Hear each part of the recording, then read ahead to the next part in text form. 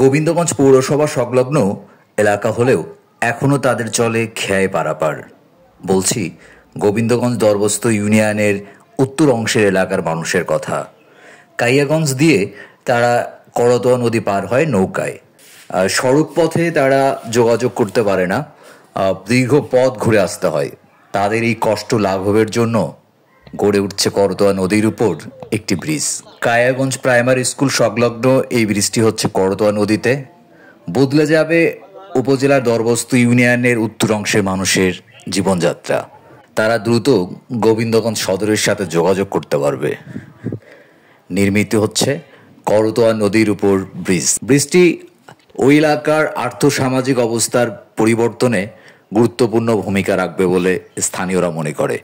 সেই সাথে যোগাযোগের নতুন দিগন্ত সূচিত হবে। কয়েক কিলোমিটার ঘুরে যাওয়া বেঁচে যাবে তাদের উৎপাদিত পণ্য দ্রুতই সারা দেশে পরিবহন করতে পারবে। খেয়া পারাপার হতে হবে না তাদের আর। উপজেলায় সর্বত্র এরকম উন্নয়নমূলক কর্মকাণ্ড পরিচালিত হোক, যোগ্য নেতৃত্ব আসুক, যোগ্য নেতৃত্বের হাতেই গোবিন্দগঞ্জ বিকশিত হোক, গোবিন্দগঞ্জের কল্যাণ সাধিত হোক, এমনটাই প্রত্যাশা করে গোবিন্দগঞ্জের সর্বস্তরের মানুষ।